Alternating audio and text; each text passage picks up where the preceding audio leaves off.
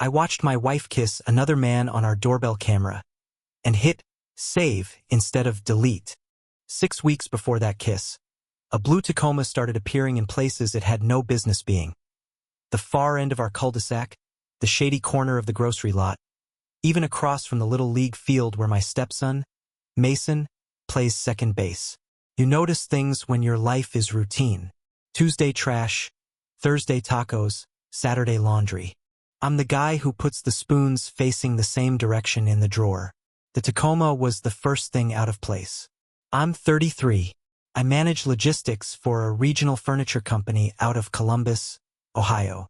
My wife was, I guess, Allie is 31, a nurse at a clinic that does mostly ortho follow-ups and walk-in stitches. We'd been married 3 years, together 5. 2 cats, 1 stepson, 1 hallway painted 3 times because the gray kept turning out either too blue or too sad. We weren't glamorous, but it was ours. Or that's what I told myself. Back when everything still felt steady, there was this running joke between us about our Ring doorbell. She called it the judge of late-night snacks because it would ping my phone every time I wandered out for leftover pizza. I'd wave at the camera. She'd wave back from the couch like we lived in a sitcom. We were corny like that. The little habits felt like proof of a marriage humming along. Turns out, habits just make it easier to spot when the hum becomes a buzz. The first real wobble was the gym. Allie had always been a yoga-at-home person. Then she joined a place across town. They have a reformer machine and childcare for Mason, and started going 4 nights a week. She'd come home glowing, smelling like eucalyptus and somebody else's cologne. My brain did that half-second hopscotch between insecure and reasonable. She's allowed to have a life. You're being nuts. We're fine. We were not fine. I just wanted to be. The Tacoma showed up again the night our neighbor, Mrs. Patel, locked herself out and came over to ask if she could wait in our living room for her husband. Mrs. Patel is the kind of human who knows when your grass needs mowing before you do. We stood at the window making small talk about the HOA's war on lawn flamingos. Headlights brushed the wall. She craned her neck. "Is that someone waiting for a package?" she asked. "Probably DoorDash," I said, though no driver ever parked that far down the street with their lights off. "DoorDash with truck nuts?" she said softly. Mrs. Patel notices everything. The Tacoma idled, then slipped away. When Allie came home from the reformer class, she tossed her bag down and kissed my cheek. Just a peck, papery and hollow. I asked how the workout was. "So good," she said too quickly, as if the question annoyed her. Then she went upstairs without taking off her shoes. She never did that before. Tiny, stupid detail. But you start a mental list of tiny, stupid details and suddenly it's a novel you don't want to read. 2 evenings later, she left for the gym again but turned left instead of right at the light. I know this because our minivan's CarPlay glitches sometimes and resumes the last podcast when the engine starts. I'd been the last to drive it. The navigation map was still up when I got in the next morning to take Mason to school. A picture of streets I didn't recognize. I told myself she took a different route to avoid construction. I told myself I wasn't going to check her location. I didn't. Instead, I checked the weather. 72 and clear in Columbus. A good day to be the kind of man who trusts his wife. Drop-off line. Orange-vested teachers waving like airline ground crew. Mason told me the joke of the day. Why don't eggs tell jokes? They'd crack each other up. I laughed too hard because it hurt in a way that felt safe. Kids' jokes are padded rooms for grown men. That Friday, Allie asked if I could do grocery pickup after work because she'd be late, covering a shift. I don't know when the word covering became a tripwire for me. Maybe right then. The clinic closed at 7. At 8:30, she texted. Charting took forever. Be home soon. Around 9:15, the Ring camera caught a motion blob and my phone dinged. I opened the app expecting a raccoon. It was Allie walking toward our door, but not in scrubs. She wore a black sweater dress I'd never seen with lipstick I'd never tasted. She stopped short of the camera, stepped back as if she remembered it, then walked forward again, slower, head down like a kid taking attendance. She smoothed her hair. She smiled at herself in the reflection of the glass. The kind of smile you don't practice for your husband who knows your morning breath. She came in breathless and chilly. "Charting," she said again, skimming past me, giving me a cold cheek and a warmer apology. I hugged her anyway. You try to hold someone normal. Normal wriggles out. This is the part of the story where Reddit always screams, "Check the phone." But her phone had a passcode I didn't know. She changed it the same week she joined the gym, laughing it off as a security policy update at the clinic. I asked for the new code once. She handed it to me and watched me type it in like a TSA agent. After that, I stopped asking. Shame is sticky that way, it makes you compliant. So I did nothing. I wanted to be the guy who doesn't snoop. I wanted to be deserving of good news. Trust? I told myself for 2 more weeks like it was a prayer that could bend reality. During those weeks, the Tacoma appeared 3 more times, always when Allie wasn't home.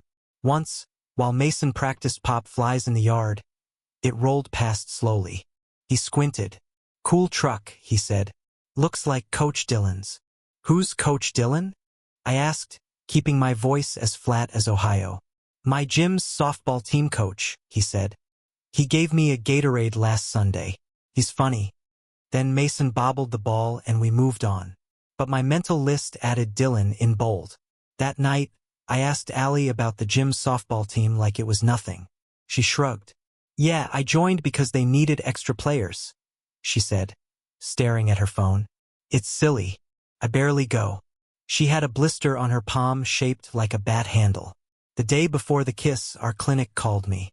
Not her clinic, mine. A delivery scheduling issue. I was on the phone in the warehouse office when our security guard, Tom, poked his head in. "Man in a blue pickup looking for you," he said. I peered through the blinds. Dent on the passenger door. The truck idled in the fire lane like it owned oxygen. I went downstairs. The guy was late 30s, trimmed beard, baseball cap, forearms like a manual. He stuck out a hand. "Dillon," he said. I took it. "Ethan." "Small world," he said. "I've seen your wife at the gym. She mentioned you work here. I'm picking up a coffee table for my sister." He pointed into the bed of the truck, where a coffee table, ours, one we sell, sat strapped down with ratchet ties that said, "Stolen from the back of a CrossFit." "That's not how pickups work," I said. He grinned like a man who had never heard the word boundaries pronounced with a period. "I ordered online," he said. "The text said it was ready. I swung by. If it's a problem, I can wait in the lot." His eyes were the exact bored blue of someone who lives in other people's stories as a plot device. He wasn't afraid. Why would he be? Bad guys don't wear labels. I told him to wait and went back to the office. The order existed. I signed the release, half expecting God to write, "Don't you dare" on my hand in Sharpie. When I brought the paperwork to him, he said, "Tell Allie she has a wicked curveball. We've been practicing." He winked. He had no business winking at a stranger about his wife's pitch. That night, I didn't sleep. I scrolled back through our ring clips like a man counting rosary beads. There was Allie waving at a FedEx guy. There was me taking out the trash. There was Mason racing the school bus down the sidewalk. Then 3 quick, almost imperceptible movements at 10:11 p.m. The night I'd eaten leftover tacos and gone to bed early.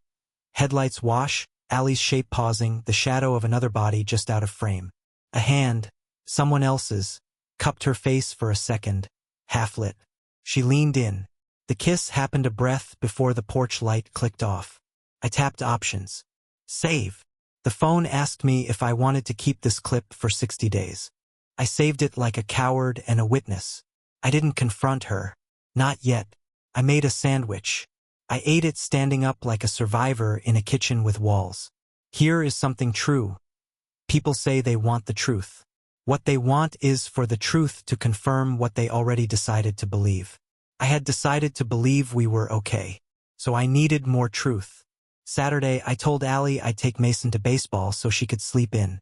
Instead, I drove to the gym. The Tacoma was there, backed into a spot near the dumpster like a raccoon in truck form. I parked 3 rows over and watched people come and go, headphones, water bottles, calf tattoos, sweat. At 10:32, Allie and Dillon walked out together. She wore a hoodie with the gym's logo and carried her shoes. He had a duffel and the casual posture of someone who knows secrets end up as concrete. They didn't touch. They didn't have to.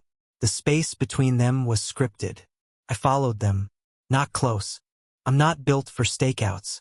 My heart was beating like the starter motor on a lawnmower with old gas. They pulled into a strip mall with a nail salon, a vape shop, and a place charmingly called Cafe but Make It Brunch. I watched them sit at a table inside. He reached across the table and squeezed her hand the way I used to at the DMV. She smiled like those early days before bills and mildew and the cat peeing in the laundry. I drove home because I couldn't bear to ruin the kids' baseball day. Mason went 2 for 3 and lost a tooth in the parking lot eating a caramel. He bled on his jersey and held the tooth like a meteorite. "Do you think the tooth fairy can Venmo?" he asked. I almost laughed. "She's very modern," I said. That night, I set my phone face down and asked Allie if she wanted to watch the new docuseries about scammers. Irony is a hobby of mine now. She said she was tired. She went to bed with her phone, screen glowing under the covers like a small sun. I lay there rehearsing conversations that all ended with me either screaming or apologizing. And I didn't want either. Sunday morning, the Tacoma parked at the far end of our street again. I stood at the mailbox with a credit card offer addressed to current resident, which felt appropriate, and stared at the truck. It didn't move for 10 minutes. When it finally did, it crept past slow enough for me to see a gym bag in the back seat and a bobblehead on the dash. The bobblehead was a little nurse with a stethoscope. I felt a kind of lunatic satisfaction, like the universe had decided to subtitle itself for me. I didn't confront her Sunday or Monday. Tuesday after work, I parked at a different grocery store and didn't go in. I watched couples come and go with cartwheels that stuck. I was unspooling. I knew it. I could feel the thread go slack in my fingers. It should have been our therapist I called, but I called Tom from security instead. "How do you know?" I asked, not saying what. "When the cameras stop catching the good stuff," he said. "When people start walking around the edges." Wednesday afternoon, I asked Allie if she'd go for a drive with me after dinner. "Where?" she said, suspicious because I hate gas prices. "Anywhere," I said. We drove with the windows down past ranch houses and kids selling lemonade the price of gasoline. I pulled into a park and parked under a busted light. This is where, in a different life, we'd have made out like teenagers. Instead, I put my phone on the dash and opened the Ring app before I play this. I said, "I need you to know that I love you, and I need you to know that if there's a version of the story where we fix this, I want it. But I'm about to hit play." Emotion is weird. She didn't cry. She went still, like a deer that decides the car is a rumor. I hit play. The clip is 22 seconds long. It looks worse when you watch it with your wife 3 inches away. Her inhale was sharp enough to cut. "It's not what it looks like," she said literally. We both looked at the tiny screen where she kissed a man who wasn't me. "It looks like you're kissing a man on our porch," I said. I could hear my own voice from somewhere behind my ribs. She stared through the windshield. "I was trying to end it," she said. "He came by to talk and She stopped. "She's a nurse. She knows where the artery is." "It started at the gym," she said, voice flat. "He went through a divorce last year. We connected." Connected. A workhorse word for a wreck. "How long?" I asked. 2 months, she said quickly, grabbing the shortest fuse, hoping it would burn out before it hits the dynamite. Her thumbs worried the sleeve of her hoodie. "Does he know where we live?" I asked like a fool. "I guess so," she said softly. "I told him to stop coming by. His truck is blue," I said, because it sounded like a thing from a children's book. She nodded once. I waited for anger to carry me to shore. Didn't. I was too tired to hate. I was busy taking inventory of everything we owned that had suddenly become negotiable. The couch with the broken spring, the cat that only likes her, the pan with the loose handle, the secret language couples invent for who takes out the trash. It all sat in the space between us and asked for a map. "Why?" I asked finally. It's the world's smallest, largest word. "I hate it." She closed her eyes. "I don't know," she said. which is the most honest answer and the one that hurts the worst. I felt gone, like I used up all my sparkle on work and Mason and keeping us alive, and when someone looked at me like I was a person they hadn't already memorized, I wanted to be that person again. She swallowed. And then I kept going because stopping felt like admitting I was someone I don't recognize. I watched a stink bug crawl across the outside of the windshield, heroic and oblivious. "Do you love him?" I asked. "No," she said quickly. "No. I don't even think I like him. I like who I am with him. It's gross. I know." She finally cried then. Silent, neat tears like she was trying to pass a test. "I found out about the brunch," I said. She flinched. "And I met him at my work." She looked at me then, real fear in her face. "He bought a coffee table," I added, "because our lives had become a Mad Lib, Ethan." She started. "I can't unknow this," I said. "I can't take a deep breath and be the guy who says, well, we all make mistakes and then asks what we want on the pizza." "I'll quit the gym," she said. "It's not the gym," I said, and we both knew it. If it weren't a gym, it would be a conference or a hallway or a Miller Lite. It's not the nouns that break you. It's the verbs. We tried therapy. 2 sessions. Our therapist had tiny plants on her bookshelf that looked fake but were real. She said words like repair and accountability and grief. We wrote homework assignments to each other that sounded like wedding vows written by exhausted strangers. I didn't move into the guest room because there are worse things than sleeping next to someone who betrayed you, like sleeping far away and hearing them cry into a pillow you picked out together. Mason asked why we were talking so quietly all the time. We said grown-up stuff, and he rolled his eyes like we'd said vegetables. He put his tooth under his pillow, and I Venmo'd the tooth fairy $3 because inflation. Allie told Dylan to stop. I believe she did. He texted anyway. I don't know how I know that, but I do. The phone shapes your instincts. She changed her passcode again and then read me the digits out loud like she was handing me a knife. I never used it. That was my boundary. Maybe that was stupid. Maybe it was me trying to feel like a man capable of a good decision. The kiss on the doorbell didn't kill us. It set us on fire slow enough that we sat and watched the flames for a while, convincing ourselves we were warm. Then came Labor Day. We hosted a cookout because we were trying on normal like it was a costume that might still fit. Neighbors, yard games, folding chairs, the smell of lighter fluid and somebody burning the first batch of burgers. Mrs. Patel brought a salad with too many good ingredients and winked at me once like a mother whose kid is mid-temper tantrum at Target and she's telling him with her eyes, "I love you. Knock it off." Around 7. While the sky did that Ohio trick where it turns purple at the edges like a bruise, I ran inside for more ice. The Ring camera pinged on the counter beside the fruit punch. I tapped it without thinking and watched, live, as the blue Tacoma rolled slowly past our house and stopped 2 doors down. The screen showed a reflection of me holding a bag of ice like a prop in a cautionary tale. I walked outside. My shoes found the uneven bit of the path I've tripped on 100 times without falling. "Be right back," I told nobody. I crossed the street. Dylan was still in the truck, window down like the world was his drive-through. "You need to leave," I said, very calm. He looked me up and down. "I'm just turning around," he said. "You've turned around here a lot," I said. "We're done being your cul-de-sac." "Where's Allie?" he asked, like her name lived in his mouth rent-free. "Not for you," I said. He smirked. "I'm not proud of the next part." I punched the hood of his truck. Not hard, just enough to surprise myself into feeling like I had a body. "Leave," I said again, hands stinging. He chuckled. "Relax, man. If she wanted me to stay away, she'd say it." He tapped his phone. "She always says what she wants." Something went very still in my chest. "No," I said. "You tell yourself that so you don't have to think about what you want." He blinked like I'd read from a script he thought was private. He put the truck in drive and left. If this were a movie, the neighborhood would have applauded. In real life, Mrs. Patel called across the lawn, "Burgers are done," and I walked back with ice that had started to melt. That night, Allie and I sat on the edge of the bed like kids waiting outside the principal's office. "I can't keep trying," I said, not cruel, just fact.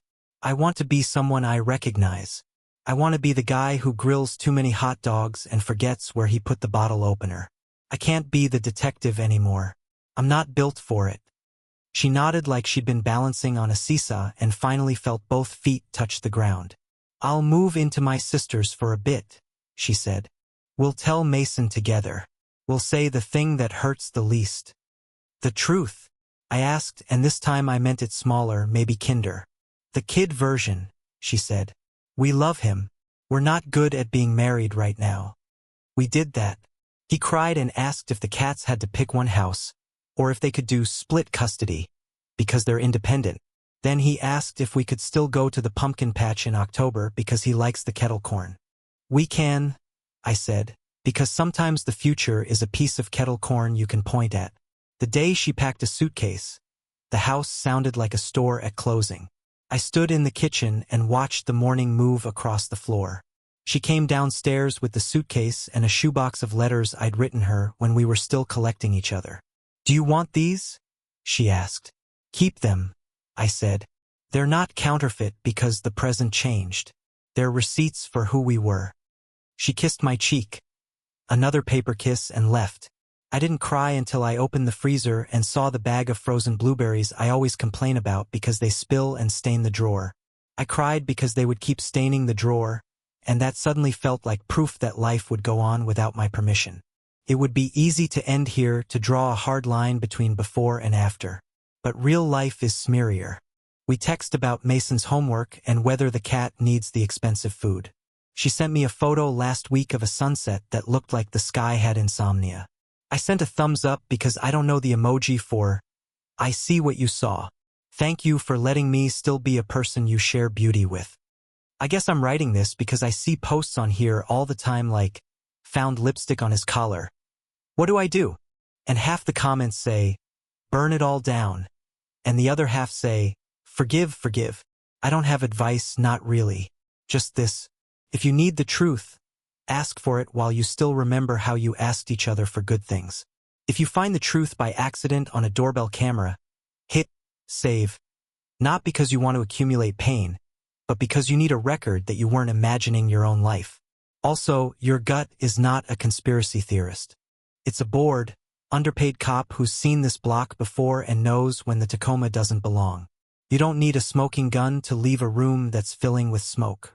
A week ago, I replaced the ring chime with a different sound. Not the default ding-dong. Now it plays a little bird chirp. It's silly. It's enough. The first time it chirped, I waved at the camera out of habit. There was nobody on the couch to wave back. But I waved anyway because some habits deserve to survive the wreck. I slept through the night for the first time in months. In the morning, I made coffee in the quiet, and the quiet didn't feel like punishment. I took Mason to school, and we laughed at a new joke. What do you call cheese that isn't yours? Nacho cheese. It's old, I know, but he told it like he wrote it. When he hopped out of the car, he turned back and said, pumpkin patch in October? I told him, you bet. He looked relieved like I'd promised him gravity. Later that day, the warehouse radio played an old Springsteen song about getting out of town. I wasn't thinking about leaving, not then. I was thinking about staying. Staying in my own life. Staying until the quiet grew muscles. Staying until the kitchen felt like a kitchen again, not a courtroom. Staying long enough to forgive myself for being ordinary and gracious enough to let the part of me that loved her not be ashamed. I still have the clip saved. I don't watch it. I'm not erasing it either. It's not a scar, it's a hinge. Doors do what doors do. Some close. Some swing open and let in air you didn't know you needed. If you're where I was, and you're sitting in your car in a park under a busted light rehearsing conversations, here's what I wish I'd told myself. You're not crazy. You're not a detective. You're a person who knows what your own house looks like in the dark. That's not nothing. That's almost everything. This morning, our cat chose my lap, the rude one who never did. Maybe he always liked me and was just running a long con. Maybe he changed his mind because the house is quieter. I scratched his chin. He closed his eyes and made the low small engine of a purr. Outside, the world kept moving. Garbage trucks, school buses, A blue truck in the far lane driving away to be suspicious in someone else's story. I watched until it wasn't anything to me at all. Then I washed the blueberries out of the freezer drawer, and the stain came up easy. I don't know why that felt like a good sign, but it did.